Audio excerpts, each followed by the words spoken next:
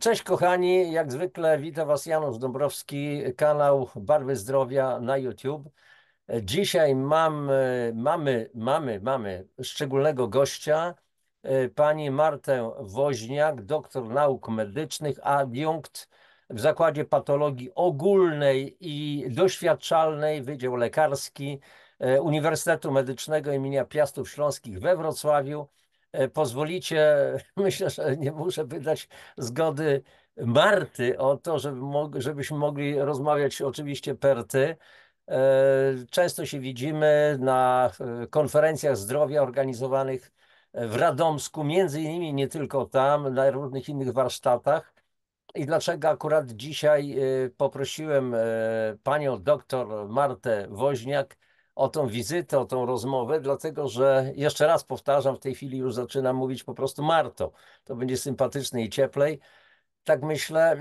Dlaczego? Dlatego, że z racji wykonywanej pracy naukowej, pracy ze studentami, posiadasz ogromną wiedzę na szczególny temat.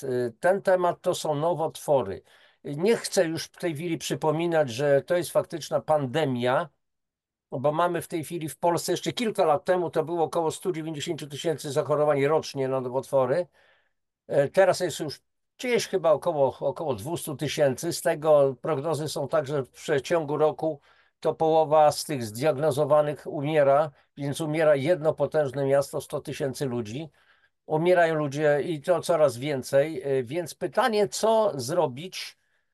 Ja bym tutaj chętnie nawiązał do profesora, do postaci profesora Otto Warburga, niemieckiego biochemika, noblisty, ale to już poprosimy o to, żeby nasz gość coś o tym powiedział. I myślę, że po prostu podyskutujemy na takie tematy. Oczywiście ogromna większość wypowiedzi to oddaje pani głos pani doktor, rzecz jasna.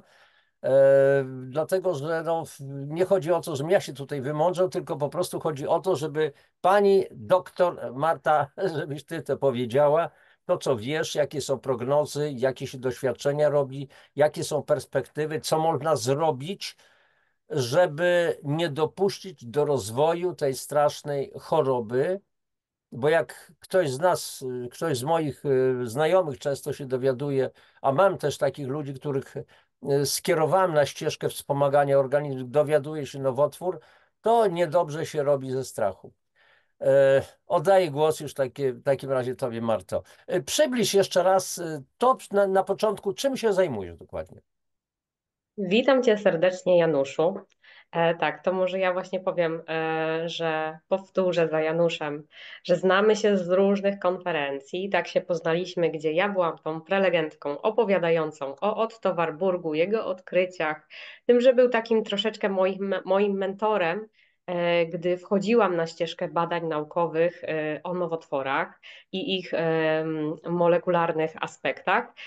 I tam usłyszałam po raz pierwszy na tych konferencjach Janusza, i to było niesamowite doświadczenie, dlatego że wiedza Janusza w tym temacie była przeogromna, a podana w tak łatwy i prosty sposób.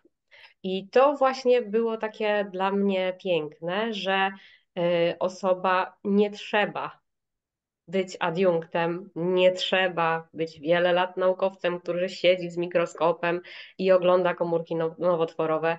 Nie trzeba czytać dziennie kilku publikacji, pisać ich i zgłębiać wszystko na temat nowotworów, by, kochani, być ekspertem zdrowia, profilaktyki zdrowia, odkryć, co robić, żeby nie zachorować na nowotwory, żeby cieszyć się świetnym zdrowiem, świetnym samopoczuciem, mieć tyle energii i pasji w sobie, no i super wyglądu, jak widzicie. Janusz wygląda na 45, może O mniej. Boże, uniosę się w powietrze zaraz. I tak zaczęliśmy rozmawiać, poznaliśmy się, to mnie bardzo zaintrygowało, że ta miłość do zdrowia, do profilaktyki zdrowia jest u Janusza, bo ona jest również u mnie. Tak. I mam takie pytanie, Januszu, skoro właśnie jesteś ekspertem zdrowia od wielu, wielu lat i znasz te rzeczy od podszewki, a nie chodziłeś do laboratorium, jak mi się Mhm. wydaje, robić te wszystkie eksperymenty i badać ich wiele lat, co sprawiło, że również pokochałeś temat profilaktyki zdrowia, szczególnie w kontekście zapadania w przyszłości na nowotwory.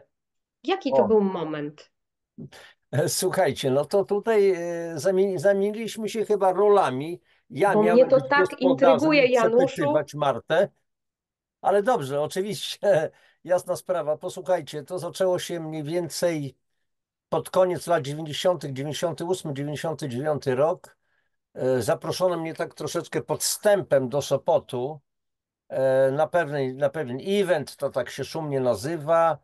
Janusz, ty interesuje się, no, ciekawią cię sprawy zdrowia, tam będą wykłady, znaczy zaprosili mnie w innym zupełnie celu, ale to był pretekst. No dobrze, nie ma sprawy. No i w jednym, na sali siedziało chyba jakieś 800 osób, wśród nich ja, i tam występował między innymi magister farmacji Sławomir Ambroziak. I jak ja zacząłem słuchać tego człowieka, znana postać, to ja zrozumiałem, że kompletnie nic nie wiem. Moja wiedza wówczas na przykład na temat witamin to była tylko tego typu, że wiedziałem, że są witaminy i A, B, C i D i jakieś tam jeszcze, ale że są tłuszczowe, nie miałem o tym pojęcia, że jest jakiś koenzym Q10, nie miałem o tym pojęcia. Ten człowiek mówił tak zachwycająco, tak, że ja po prostu notowałem, bo ja lubię notować. Do dzisiaj mam notatki z tamtych lat, a to było, mówię, to gdzieś już 25, 26 lat temu, i po prostu zaskoczony byłem, że dlaczego ja po prostu nic na ten temat nie wiem. Przecież to jest bardzo ważne. Przecież ja z tego zrozumiałem, że ja się z tego wszystkiego się składam. To jest moje ciało. To są moje komórki, które żyją, które są dokarmiane, a ja kompletnie o tym nic nie wiem, bo w żadnej szkole mnie tego nie nauczono.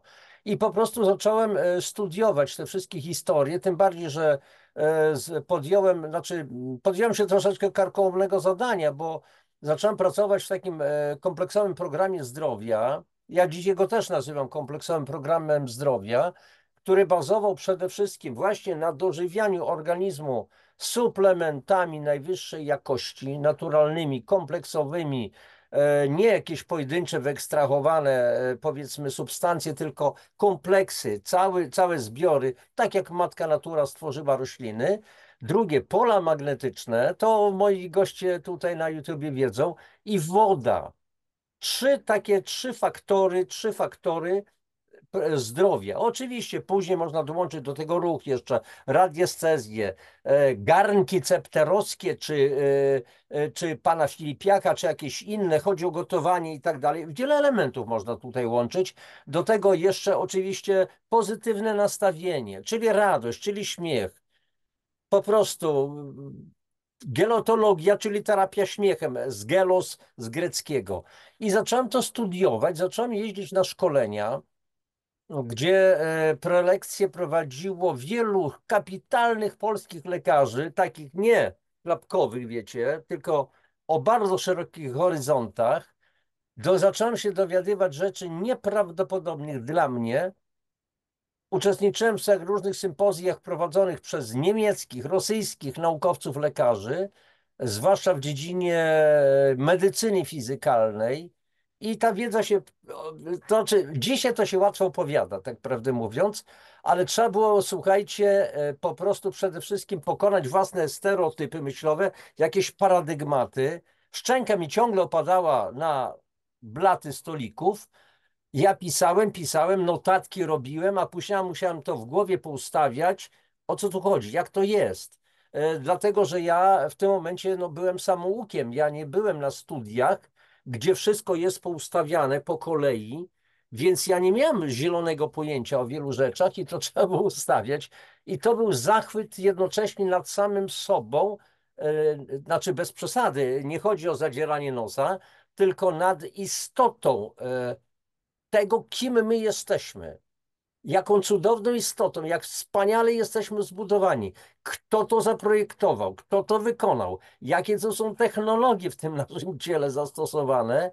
W dodatku mamy uczucia. Mam na myśli przede wszystkim najpiękniejsze uczucia, bo o tych wrednych to nie chcę wspominać. I że mamy możliwości stwórcze w dodatku. Naprawdę mamy możliwości stwórcze. Zostaliśmy tym obdarzeni. Więc to była taka moja ścieżka. Bardzo dziękuję Ci za przybliżenie tej historii. Faktycznie jakoś cudownie się tego słucha w Twoich ustach. Jeśli chodzi o mnie, to ja przepadłam, jeśli chodzi o laboratorium. Na studiach swoich, gdy kończyłam pierwsze studia, był taki wybór: albo idziesz do laboratorium czystego, w białym fartuchu, wiesz, rękawiczki i tak dalej, ład i porządek, albo idziesz do środowiska i robisz w środowisku badania. I to, jak poznawałam te dwa światy, no to środowisko wymagało ode mnie wczesnego wstawania, chodzenia w błocie, nieważne jaka pogoda, nie ma gdzie się pomalować, nie ma gdzie zrobić paznokci, nie ma toalety, nie ma nic. Godziny w lesie, dzikie zwierzęta. E, No i mimo, że całym sercem kocham zwierzęta i od zawsze miałam z nimi świetny kontakt, to wybrałam jako tą drogę laboratorium. I laboratorium, jako mysz laboratoryjna przepadłam. Badałam komórki nowotworowe, bo to jest moja praca też doktorska, i terapie, innowacyjne terapie przeciwnowotworowe. I okazywało się w trakcie badania tych właśnie różnych rodzajów komórek, że niektóre substancje działają na pewne typy nowotworu, a nie działają na inne, że działają na zdrowe komórki, a nie działają na nowotwory. Albo wręcz odwrotnie, działają na nowotwory, a zdrowych nie ruszają. To akurat jest świetne. I poznając doskonale komórki nowotworowe, pracując z nimi na co dzień, zaczęłam poszukiwać metody dostarczania substancji aktywnych, cytotoksycznych na początku, do środka takiej komórki. Jak ją oszukać, żeby ona przyjęła ten chemioterapeutyk? Mhm. Co zrobić, żeby ona nie była oporna po jakimś czasie na chemioterapeutyki? Skupiałam się na tym, jak zabić komórki nowotworowe, a one posiadały szereg różnych mechanizmów, żeby się przed tymi substancjami, które ja podaję, bronić. No i w ten sposób nabywałam tą wiedzę i raczej obserwowałam to w skali mikro. Skala makro przyszła, gdy dotknęło mnie i moje zdrowie, to zaczęłam to, co wiem na temat zdrowia, wdrażać w siebie, ale zaczęłam od skali mikro. I tutaj możemy już gładko wejść w ten temat, który ty poruszyłeś, witamin i środowiska nowotworów. I tak jak mówisz, komórki nowotworowe są zupełnie inne niż zdrowe, mają szereg cech, które sprawiają, że my się śmiejemy, położymy taką butelkę z komórkami na parapecie, to one sobie świetnie poradzą, a komórki zdrowe, tutaj na przykład wymienię neurony, Mhm. wyciągnięcie ich z inkubatora, gdzie jest 37 stopni, a odpowiednio oczywiście ilość tlenu i dwutlenku węgla, bo w takim inkubatorze panują takie warunki jak w naszym organizmie, sprawia, że już po 2-3 minutach one zaczynają się odklejać od tej butelki i umierać. Tak delikatne są neurony. A komórki nowotworowe, zależy jakich nowotworów, nie. No i wyobraźcie sobie, że jest jeszcze inna historia. Nieraz wyjeżdża się na weekend, albo się zapomni o tych komórkach, albo się do nich nie przyjdzie i zdrowe co? Zdrowe się odkleją i koniec, umierają. A nowotworowe? Kurczę, raz zapomnieliśmy o komórkach chyba tydzień albo dwa, bo jakiś student zostawił i ktoś nie zajrzał do inkubatora. I one rosły na sobie i były cała żółta butelka. Żółta to znaczy my podajemy jedzenie tym komórkom w postaci takiego płynu, który zawiera właśnie minerały, aminokwasy i wszelkie substancje, przede wszystkim glukozę, No dużo tak, glukozy, żeby te glukoza. komórki sobie rosły. I wyobraźcie sobie, że kolor tego medium to jest klasyczny różowy, tak? Taki ładny różowy kolor. Po tygodniu, czy nawet więcej, ten kolor był wściekle żółty w tej butelce, ale wściekle żółty. No i ja już sobie myślę, Boże, to wszystko jest do wyrzucenia. Po czym patrzę pod mikroskopem, wcale nie, rosną na sobie, mają się świetnie. Co oznaczała ta zmiana koloru? To była zmiana pH. Tym kolorem w butelce jest indykator, czerwień fenolowa i uczę studentów, którzy chcą ze mną współpracować i robić badania, że gdy mamy taki kolor w butelce, to oznacza wysokie pH i te komórki mają co jeść i jest tam glukoza, w związku z tym jest dobrze. A jak będzie widzieć taki kolor w tej butelce, to znaczy, że nawet ich nie ruszajcie do żadnego mojego eksperymentu. Nie biorę tak słabej jakości albo zdechłych komórek, jak to mówię, do eksperymentów. No i wyobraźcie sobie, że ta zmiana pH z takiego na takie to jest właśnie przejście z pH około 7 do pH 2,3. I Marto, przepraszam, że nowotwory, tu ci przerwę, bo często trafiają do nas na mój kanał ludzie, którzy dopiero po raz pierwszy gdzieś tam się zetknęli z pojęciem pH, pH, czyli potencja hydrogenii, potencjał jonów wodorowych. Najwyżej, jeżeli powiem jakieś głupstwo, coś nie tak, to mnie poprawisz. I tutaj chodzi o skalę pH, która jest od 1 do 14, do 14, że tak powiem. I tak, teraz tak, mamy, o właśnie, 7 to jest odczyn neutralny, poniżej 7 odczyny kwaśne, powyżej 7 odczyny zasadowe, ale skalę pH jest skalą logarytmiczną, co oznacza, że tak. na przykład, jeżeli, o świetnie, tu widać właśnie, tak, To są gdzieś ja takie tu mam nawet paseczki, chyba, nie wiem czy znajdę. Oj, może gdzieś tutaj przerzuciłem sobie papierki, miałem lakmusowe, ale to tak. mniejsza z tym. A nie, mam właśnie. O tutaj dla przykładu. Też masz papierki. Tak, mam papierki. No ja też chciałam Mam Państwu nadzieję, że to jest pokazać, jak słabo wygląda widoczne, papierek co prawda. lakmusowy. To tutaj takie żółte, tylko tutaj u mnie coś nie bardzo. Bo przepraszam bardzo, ale karteczka była, więc papierki są takie żółte, lakmusowe. I mamy tutaj, o właśnie, skalę barwną i tej skali są przyporządkowane oczywiście liczby, albo odwrotnie, konkretnym liczbom. 7, 6, 5 i tak dalej. Odpowiednia skala barwna, czyli tutaj te żółte paski, czyli jesteśmy bardzo mocno zakwaszeni. Chodzi o To badanie pH zróbmy porannego moczu. O, eksperyment. słucham? Januszu, zróbmy eksperyment. Ja mam tutaj kubek z wodą, a tu mam papierek lakmusowy. Dobrze. Jakie pH ma woda, którą Bardzo ciekawe. pijemy? Mhm. No i tak sprawdzamy, proszę Państwa. Ja przychodzę i mówię studentom, żeby sprawdzili w takim razie, w czym przechowują te komórki tyle czasu, bez glukozy, bez tlenu, sam kwas i tak dalej, i tak dalej. Używam różnych tutaj słów i zobaczcie. Papierek zmienił Papierek swój żółty, kolor. zwykła woda. Tak, ale to jest takie lekko zielone zabarwienie, ciężko to zobaczyć. Bardzo lekko zielone, jak przystawisz wskaźnik. Nie wiem, czy będzie widać. O, Widzicie? teraz tak, tak, tak. Ciężko tutaj wyłapać tą moc. No to jest z To rzędu będzie 6 około ewentualnie, tak? 6,5, 7, tak. Tak. Teraz troszeczkę jest mocniejszy zielony. No i my tak badamy, kochani Państwo, pH różnych płynów i właśnie tych mediów pohodowlanych. No i staramy się, aby komórki zdrowe były bliżej 7, a jak się okazuje, komórki nowotworowe nawet i w żółtym dają radę. Oczywiście do eksperymentów takich nie biorę. No i co to oznacza, proszę Państwa?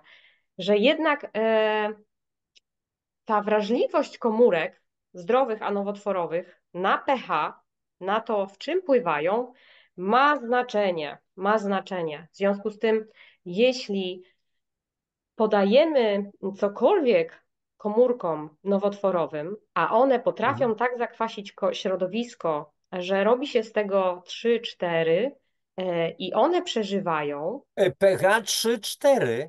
tak, to teraz one przeżywają. Przepraszam, dla wiedzy naszych ewentualnie słuchaczy, tylko przypomnę dla tych, którzy wiedzą.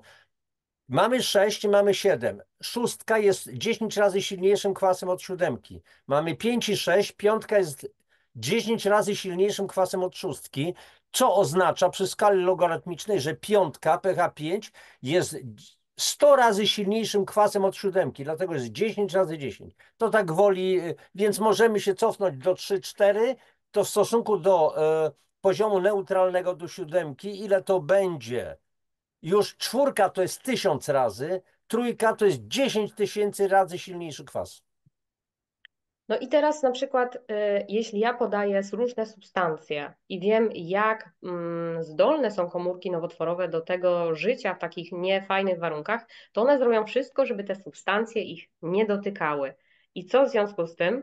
One spróbują zakwasić środowisko wokół siebie, aby substancje, które potencjalnie w pH 7 by świetnie zadziałały, w pH 6, tu będą miały już problem z dostępnością do tych komórek, z dojściem do nich i te komórki po prostu będą przez to wzmocnienie samych siebie na to trudne warunki środowiska oporne również z czasem na działanie różnych leków, różnych chemioterapeutyków, różnych substancji, za pomocą których chcielibyśmy te komórki wyprowadzić z żywych. No więc tak to działa. A z czego się bierze to niskie pH? To może o tym później, ale jeszcze zobaczcie Państwo, jeśli zdrowe komórki nie radzą sobie w takich warunkach, a podstawowym mechanizmem znajdowania komórek nowotworowych, guzów nowotworowych w naszym organizmie jest ten screening komórek układu odporności, które krążą we krwi po wszystkich tkankach i szukają wszystkiego, co jest niezgodne z tym, co znają od poczęcia, że tak to ujmę, od uczenia się w naszych organach, które je uczą, żeby rozpoznawać własne tkanki. A taka komórka nowotworowa jednak jest inna. I one, chcąc do niej dojść, wpadają w to środowisko kwaśne. I co się dzieje? Nie są w stanie zrobić nic. I w tym momencie mamy tak zwane zjawisko immunosupresji układu odporności Czyli przez to hamowania środowisko. mocy układu, umniejszanie mocy, hamowania po prostu. Tak, komórki nowotworowe sprawiają, że są niewidzialne dla komórek zdrowych, które chciałyby je wyprzeć z naszego organizmu. Mhm. Co my możemy w tej sytuacji zrobić? Wzmocnić jeszcze bardziej układ odporności. Co jeszcze możemy zrobić w tej sytuacji? Sprawić, że to zakwaszone środowisko mikroguza będzie mniejsze. Januszu, czy są jakieś sprawdzone sposoby na zmniejszanie kwasowości w naszym organizmie? Tak, to znaczy, słuchajcie, kochani, bo o co nam chodzi w tej całej audycji? Dlaczego w ogóle zaprosiłem panią Martę Woźniak? To jest specjalista, ja jeszcze raz powtarzam, to jest człowiek, istota, naukowiec, który pracuje bezpośrednio nad tym problemem, nad nowotworami. Ja jestem, że tak powiem, naturszczyk, samouk, który dochodził przez wiele lat do różnych rzeczy i myśmy się spotkali. I Dlatego, że Janusz Wam powie to, czego doświadcza przez Mhm. lata, a ja Wam pokażę poprzez swoje doświadczenie w laboratorium, że to, co czytacie w książkach, to, co słuchacie u Janusza na kanałach, to faktycznie my w laboratorium widzimy i my w laboratorium to badamy. Także to jest bardzo ciekawe połączenie i od takiej prostej wiedzy Mhm. o tym, jak żyją nowotwory, jak się chronią, jak mutują, jak migrują, czyli robią te przerzuty. To jest właśnie też związane wszystko z tą równowagą kwasowo-zasadową w naszym organizmie. Dlatego też ten temat poruszamy. No i Tak, Janusz pewnie przeczytał w wielu książkach i sprawdził na sobie, co tą równowagę przywraca. tak, więc słuchajcie, w ogóle mówiąc o nowotworach, bo tutaj Marta poruszyłaś już sprawy takich, no, tego, jak nowotwór, w jaki sposób dochodzi do tej inwazji. Z tego, co ja się nauczyłem, to jest pierwsza podstawowa sprawa. Dobrze, doszło ewentualnie do powstania guza. W każdym z nas mnożą się komórki nowotworowe. Ani pani doktor nauk medycznych Marta Woźniak, ani niejaki Mądrala Janusz Dąbrowski nie są wolni również od tego. W każdym z nas również się mnożą takie komórki, ale do pewnego czasu układ odpornościowy radzi sobie z tym, po prostu zabija, neutralizuje, sprawa załatwiona. I teraz jest sprawa taka, ale doszło do osłabienia organizmu. Ale Na jest jeszcze przykład. jedna rzecz, jeszcze jeden mechanizm. Mając te komórki, które no, nasz organizm prędzej czy później usunie, jeśli je znajdzie, to my nie w środku nie mamy warunków do tego, żeby taka komórka tak zwana krążąca circulating tumor cell, krążąca komórka nowotworowa osiadła gdziekolwiek. Mhm. dlatego że ona też zakwasza i przygotowuje sobie grunt. Takiej jednej z książek przeczytałam, żeby komórka nowotworowa zrobiła przerzut w dane miejsce, oczywiście one preferencyjnie wybierają jakieś miejsce do przerzutów, to ona je przygotowuje wcześniej to miejsce. I tutaj też są badania na ten temat, też to jest ten patent, o którym wczoraj pisałam u siebie na kanale. Komórki nowotworowe będą preferowały konkretne miejsca do przyklejenia się za pomocą białek zwanych integrynami do tych komórek, które wcześniej tworzą tą podstawę, tą glebę. A to ziarno, ta komórka nowotworowa potrzebuje, żeby ta gleba była pod nie przygotowana. I też dzięki zakwaszeniu organizmu Mhm. tej komórce nowotworowej łatwiej wejść w tą interakcję z integrynami i się przykleić i zostać, a następnie klonalnie dzielić, powiększać i robić tak Mhm. zwane przerzuty. Więc kolejny temat poruszamy, Januszu, bardzo ważny, przerzutów w tym momencie. Wyrzutem, czyli metastaza. Okazuje się, słuchajcie, że tak prawdę mówiąc, bo załóżmy, jeżeli jest duży guz, to nie ma co dyskutować, nie ma co tu mędrkować. Lekarze muszą wyciąć ten guz i koniec, kropka. Natomiast później dochodzi do inwazji. Dlaczego? Dlatego, że ten guz, można go potraktować jak rodzaj grzyba, tak prawdę mówiąc. Jeżeli wykręcamy owocnik w lesie, czyli tego grzyba fizycznego, to okazuje się, że on ma połączenia poprzez grzybnię z wieloma, no, to jest kilkaset metrów, nawet kilka kilometrów kwadratowych. I my wiemy, że po 2, 3 dniach możemy w to samo miejsce przyjść i już będą nowe owocniki. Czyli taki guz wycinany, z tego co wiem, przepraszam za moje określenia, załóżmy, może nienaukowe, zaczyna wysypywać swoje zarodniki, nazywam to w cudzysłowie, komórki macierzyste i Tak, one Januszu. migrują i szukają, słuchajcie, miejsca do osiedlenia. To mi przypomina, tak prawdę mówiąc, inwazję białych w Ameryce, gdzie wyobraźcie sobie Mississippi, Missouri, jakieś inne rzeki, biali tratwami, stateczkami osiedlają się na terenach, gdzie byli Indianie oczywiście. To jest fajne miejsce. I co ci biali robili? Zakładali na przykład faktorie, zakładali fort, oczywiście palisady, żeby się bronić i już oni tam byli. I coraz dalej, coraz dalej, coraz dalej to się nazywało oczywiście cywilizowaniem Ameryki, kolonizowaniem i teraz zobaczcie, że to bardzo przypomina inwazję nowotworu. I teraz w jaki sposób na przykład zapobiec, guz musi być wycięty, nie ma sprawy, ale w jaki sposób zapobiec metastazie? W jaki sposób, bo ci koloniści, oni płynęli rzekami, dobrze, a w jaki sposób komórki nowotworowe, te macierzyste, nazwijmy to zarodniki, ja to nazywam, jak one migrują? Wykorzystują układ krwionośny, układ chłonny na przykład. A więc, ale musi taki zarodnik przedostać się na przykład do naczynka, a więc musi to naczynko, przepraszam za takie no, kolokwializmy, troszeczkę zwulgaryzowanie, ale przegryźć to naczynko, może przeciąć, nadtrawić, generalnie, żeby wpłynąć do wnętrza i popłynąć, znaleźć sobie miejsce, żeby się osiedlić. A więc pierwsza droga to jest taka, żeby nasze naczynia krwionośne były na tyle mocne, tak uzbrojone wewnętrznie, żeby ten zarodnik miał problemy z wgryzieniem się do wnętrza. Czy dobrze Tak. mówię?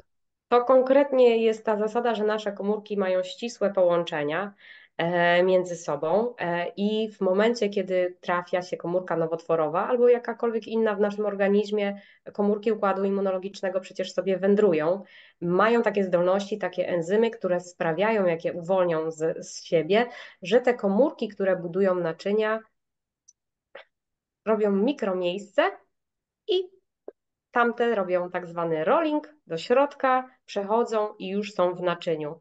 Także to też są enzymy i takie sprytne działanie komórek nowotworowych, żeby tak zadziałać i powiedzieć, proszę się rozsunąć, ja tu teraz Mhm. wnikam i ja będę kolonizować resztę organizmu. Bardzo fajny temat poruszyłeś, Januszu, kolejny raz, dlatego że teraz przypomniałeś mi o moich badaniach i mojej przyjaciółce, pani profesor Monice Pizon, która no, wspaniałą rzecz robi, a mianowicie nasza współpraca polegała na tym i co ona mi tłumaczyła, jej badania, jej patent, jej narzędzie wspaniałe diagnostyczne dotyczy właśnie krążących komórek nowotworowych, które właśnie są liczone u pacjentów, czyli załóżmy podejrzewamy u siebie, że możemy mieć ich więcej. To tą próbkę krwi wysyłamy do Moniki i Monika za pomocą specjalnego urządzenia liczy, ile w organizmie jest komórek nowotworowych. I właśnie od Moniki się dowiedziałam tej informacji dawno, dawno temu, że po wycięciu guza nowotworowego, jak ona dostaje krew od pacjenta po terapii, po resekcji, to jest ogromna ilość komórek nowotworowych krążących w układzie krążenia. Więc Mhm. czasem, dlatego teraz też takie terapie nowotworowe skupiają się najnowsze na tym, żeby jednak nie wycinać tych guzów i nie sprawiać, żeby żywe komórki agresywne, nowotworowe, jakkolwiek się wydostały i krążyły po naszym organizmie. To są też badania, trwają na tym, żeby takie terapie były, dlatego że ona zauważa, iż to, co powiedziałeś, te zarodniki, czyli komórki nowotworowe po resekcji guza, jest ich niesamowity wysyp i wzrost w układzie krwionośnym. A następnie dokonujemy tak zwanego screeningu tego pacjenta, który poddał się wycięcia nowotworu guza i w kolejnych tygodniach ta ilość komórek może wzrastać lub maleć. I to też właśnie jest ta diagnostyczna pomoc w przypadku monitorowania siebie, jak mój organizm sobie radzi z tym, co miało miejsce, czyli z wysypem tych zarodników, tych komórek nowotworowych. I są pacjenci, którzy bardzo źle, tak jak powiedziałeś, Mhm. odpowiadają na usunięcie i tych komórek nie dość, że liczba ich nie spada, co widzi Monika na swoim sprzęcie, ale i może jeszcze właśnie wzrastać, co świadczy o nowym procesie nowotworowym.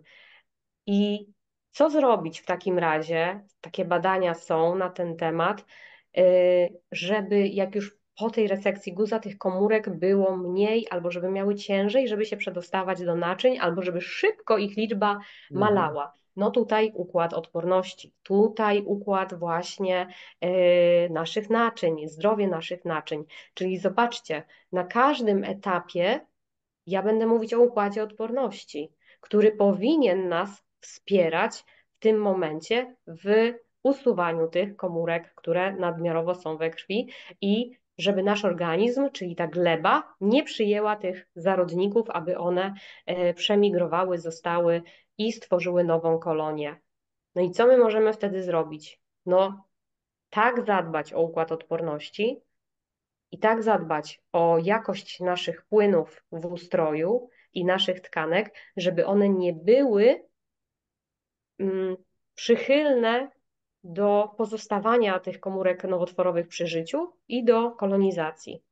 Także wszystko jak na razie, jak widzisz, Januszu, sprowadza się do tego, że jesteśmy w stanie na każdym etapie dużo zrobić, żeby nie Mhm. tylko nie dopuścić do procesu nowotworzenia, wspierać wychodzenie z tego procesu, a na co dzień wzmocnić organizm już po tym procesie do wyjścia i takiego uwolnienia, totalnego zapomnienia o tym, co miało miejsce, co jest trudne dla każdego człowieka, jeśli już ten proces się przydarzy. Czyli najprościej rzecz ujmując, mamy wpływ na to, jak działa nasz układ odporności i mamy wpływ na to, jakie jest środowisko dla nas, u nas wewnątrz i czy ono Mhm. sprzyja powstawaniu, a następnie kolonizacji w innych miejscach nowotworowych komórek, czy ich usuwaniu, detekcji. No i Jasne, bo z słuchaj, no moich badań ja między wynika, innymi w jednej ze swoich książek, czyli w tej takiej dużej książce, że tak powiem, objętościowo dużej, czy można uchronić się przed chorobą nowotworową, mówię o tym, że oczywiście to nie moje odkrycie, tylko bazuje na opiniach niektórych lekarzy, nawet onkologów, którzy mówią, słuchajcie, nie ma takiej choroby jak choroba nowotworowa. A co jest? A jest jakieś niedomaganie układu odpornościowego, który o, sobie nie radzi po prostu z komórkami nowotworowymi. Można to w ten sposób oczywiście ująć, bo inaczej, jeżeli mówimy, jest choroba nowotworowa, to zaczynamy teraz już dzielić taki nowotwór, taki nowotwór, taki nowotwór, taki i tych nowotworów jest cała masa i teraz szukamy ewentualnie leku na każdy z nich oddzielnie, zamiast zadbać o cały organizm jako całość. I teraz to, co mówiłaś wcześniej, że nowotwory, zresztą to jest odkrycie oczywiście do profesora Warburga, nowotwory rozwój bazuje na zakwaszeniu organizmu i na niedotlenieniu jako na dwóch podstawowych czynnikach obniżających potężnie moc układu odpornościowego. Więc znowu, to układ odpornościowy to nasze wojsko, to jest nasza armia. Miałem ostatnio pewne wykłady, zresztą ja o tym mam na kanale pewną audycję, znaczy, co jest w ogóle tym układem naszym odpornościowym, bo układ kostny to wiadomo co, to jest układ mięśniowy, układ oddechowy, układ trawienia, wszystko widać. Można rozpoznać poszczególne organy i tak dalej, ale układ odpornościowy, co to takiego jest? To jesteśmy my cali z naszą skórą, z naszą skórą wewnętrzną, czyli błonami śluzowymi, z naszą grasicą, wątrobą, płucami, ze wszystkim, z, z naszymi limfocytami typu T i NK killers, czyli naturalni zabójcy, czy makrofagami. I teraz co się okazuje? Że komórki nowotworowe są tak cwane, przepraszam za określenie, że potrafią wokół siebie zakwaszać środowisko to zewnętrzne, i wskutek tego raz, że to, co powiedziałaś, dochodzi do procesu inhibicji, jeżeli to prawidłowo nazywam, układu, przepraszam, nie znaczy Upośledzenia. upośledzenia układu odpornościowego, wyhamowywania jego działania, to jest raz. Okazuje się, że limfocyty typu T nie mogą się rozwijać w środowisku zakwaszonym, makrofagi też mają problemy z rozpoznaniem komórek tych macierzystych nowotworu, ich zwalczaniem i tak dalej. Więc teraz przekładając to na taki prostszy język, to co możemy zrobić? Przede wszystkim podjąć działanie odkwaszające. A odkwaszające to znaczy odtoksycznienie organizmu. I teraz, za chwileczkę oczywiście znowu oddam tobie głos, wyjaśnisz na pewno wiele spraw, ale uderzyły mnie pewne liczby. Otóż oskarża się dzisiaj o nowotwory przede wszystkim geny. O wszystko się oskarża. Że to takie geny, bo już nie wiemy jakie są prawidłowe przyczyny. I teraz kiedyś przeczytałem, że w Stanach Zjednoczonych 100 lat temu na 80 ludzi chorował jeden człowiek na nowotwory. W tej chwili w grupie mężczyzn to jest 1 na 2, w grupie kobiet 1 na 3. Czyli co to znaczy? To znaczy w przeciągu 100 lat tak się geny zmieniły? To jest bzdura przecież, tak prawdę mówiąc. I dzisiaj dzisiaj przeczytałem przeciekawy artykuł w Onecie, nie pamiętam akurat nazwiska pani doktor, pani profesor pewnej, która mówi w swojej książce Powstrzymać katastrofę, czy coś, nie mogę tytuł zmylić, ale myślę, że audycję na ten temat zrobię, która mówi o tym, o przerażającym fakcie zatruwania nas. Mowa o przemyśle spożywczym, o tym, w jaki sposób produkuje się, ja już teraz unikam słowa żywność, tylko w jaki sposób się produkuje jedzenie, co my mamy w jedzeniu, zjadamy masę toksyn i ona mówi o tym, że jeżeli kupujemy jabłka w sklepie, to powinniśmy przynajmniej 1,5 minuty myć te jabłko, żeby usunąć te woski, te różne substancje chemiczne, które mają zabezpieczyć jabłko przed wczesnym gniciem. I to jest nasze nieszczęście. A więc o co chodzi? Chodzi o to, żebyśmy, bo jest w ogóle, chcę powiedzieć, że jest system, jest metoda na to, żeby oczyszczać organizm, żeby wzmacniać układ odpornościowy, żeby wzmacniać wszystkie nasze komórki, wszystkie nasze narządy. Ale o tym jeszcze będziemy mówić. Marto, jak w świecie medycznym, w tym, co ty robisz, traktuje się sprawy związane właśnie z jedzeniem, z wodą, z ruchem, a więc metodą dotleniającą organizm i tak dalej, i tak dalej. Czy na przykład wy rozpatrujecie jako naukowcy te wszystkie sprawy? To jest w większości podręczników do nowotworów, do patologii nowotworów, jest rozdział o diecie i o Mhm. jedzeniu i o stylu życia. I ten temat oczywiście jest przedstawiony na wielu stronach i mnóstwo publikacji podpiera te tezy, o których ty mówisz, Januszu, a mianowicie dieta i że dieta może działać pronowotworowo, Mhm. może działać antynowotworowo, a może jeszcze nas wspierać w tym, żeby dodać nam potencjału do zwalczania komórek patologicznych, czyli Jasne, nie wejdę ci tu tylko. tylko na chwilkę słowo, bo często mając na myśli dieta, to mamy na myśli coś takiego specjalnego, takiego zdrowego. Nie, dieta z greckiego to jest tylko sposób odżywiania się, więc możemy się dzisiaj nazwać odżywianie się cywilizowanego człowieka, cywilizowanego w cudzysłowiu, a więc mąka, tłuszcze, cis trans, cukier, napoje słodkie i tak dalej. To jest też nasza dieta. Tak, my potrzebujemy przyjmować składniki odżywcze, aby budować nowe komórki w naszym ciele. I teraz, jeśli nie dostarczamy jakościowego jedzenia, to o czym ty powiedziałeś, to tak naprawdę doprowadzamy do sytuacji, w której nasze komórki mogą być patologicznie zbudowane i syntetyzowane de novo.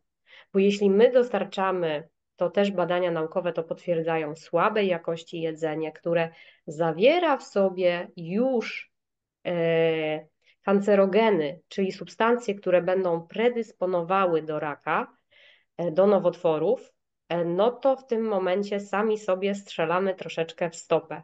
I oczywiście jest milion badań na ten temat, że na przykład w łososiu atlantyckim, który jest hodowany w nieodpowiednich warunkach, my jemy, bo tam są omega-3, omega-6 Mhm. i wspaniałe substancje, które wpływają na rozwój mózgu, są potrzebne komórkom, neuronom i tak dalej, do budowania błon, przesyłania sygnałów.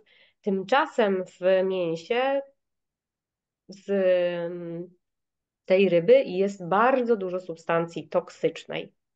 I my przez łańcuch pokarmowy sobie tą toksynę wprowadzamy nieświadomie, myśląc, że jemy zdrowo, no w końcu Mhm. omega-3, tak głośno o nich. Więc to są te aspekty diety. Czy my na pewno sięgamy po jedzenie, które jest dla nas nietoksyczne? Hmm? Na to zawsze zwracam uwagę. Drugi element, o którym mówimy, pytałeś, dieta, co to jest tak naprawdę?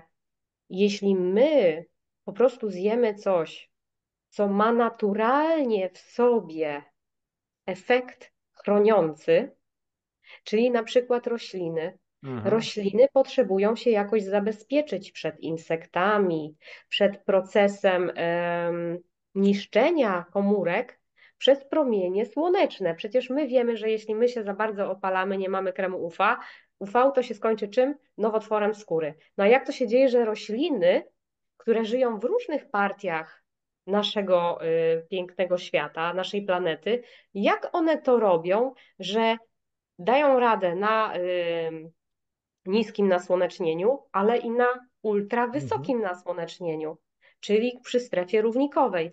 Jak one to robią, że dają radę gdzieś na szczytach gór? Przecież tam docierają niesamowite ilości światła non-stop. Te góry są nieokryte już drzewami na wyższych partiach.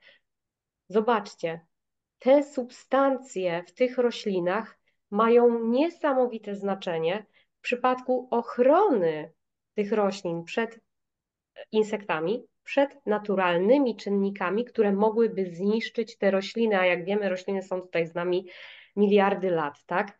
Czyli jedząc produkty, które naturalnie posiadają super, hiper właściwości ochronne, to my wspieramy swoje naturalne zdolności ochronne. Czyli jedząc dużo zielonych roślin, zielonych warzyw, owoców, oczywiście świetnego pochodzenia, bez chemii, tak jak powiedziałeś, bez pestycydów, w tym momencie my sobie dawkujemy te substancje, które będą na przykład nam wymiatały polifenole rosy. czyli reaktywne formy tlenu, a reaktywne formy tlenu będą kradły em, nam z błon i z komórek kurczę, teraz mi uciekło słowo. Chodzi o wolne elektrony. Tak, tak, tak, wolne elektrony i w tym Znaczy momencie generalnie te, chodzi o wolne rodniki. Akurat miałem tam tak, taką audycję specjalną na temat tak. wolnych rodników. I one będą niszczyły nam komórki, będą niszczyły nam nasze zdrowe komórki. I nasze normalne oddychanie, normalne jedzenie sprawia, że my te wolne rodniki, te substancje toksyczne magazynujemy w sobie.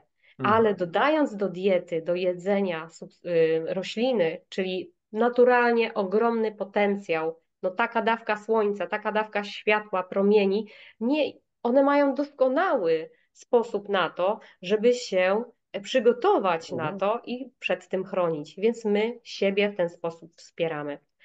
I ostatnio też Prymwiedzie wiodą działy nutrigenetyki, Mhm.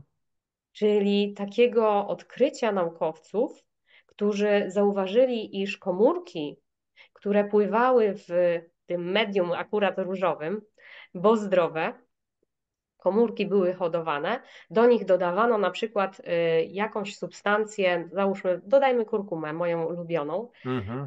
dodajmy aloes, dodajmy wyciąg z imbiru, Mhm. dodajmy jakieś jeszcze inne substancje bardzo potężne z roślin i co się okazuje, że one zmieniają ekspresję genów komórek, które hodujemy.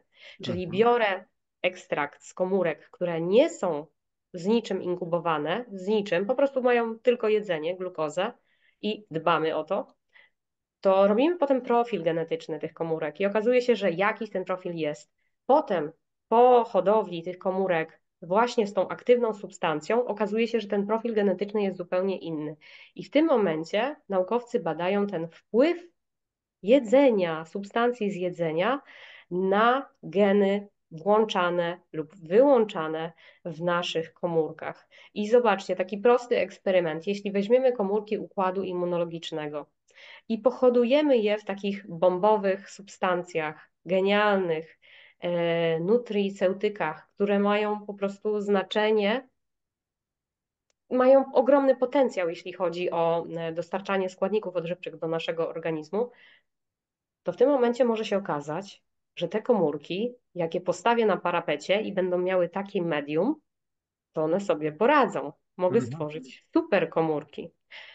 Szczerze przyznam, nie robiłam jeszcze takich badań, ale zwiększam potencjał na przykład komórek zdrowych na niesprzyjające warunki środowiska, czyli na przykład na to zakwaszenie. Dobrze, że mam dzisiaj taką sukienkę. Czyli substancje nie tylko mogą z diety zmienić profil genetyczny naszych komórek i sprawić, że będą one silniejsze i mocniejsze, ale również oczywiście wpłynąć na całe środowisko wewnątrz naszego organizmu, sprawiając, że no co, odnawiamy siebie, no bo jeśli zjemy dużo warzyw i owoców, które posiadają polifenole, witaminę E, Mhm. koenzym, o którym mówiłeś, witaminę C, czyli największy antyoksydant, no to w tym momencie my wymiatamy te wszystkie substancje, które mogłyby potencjalnie być mutagenne z naszego organizmu. Także no, dieta może albo zabić przez Jasne. karcinogeny, albo wesprzeć, albo wręcz zmienić profil genetyczny na super ultramocny, zdrowy.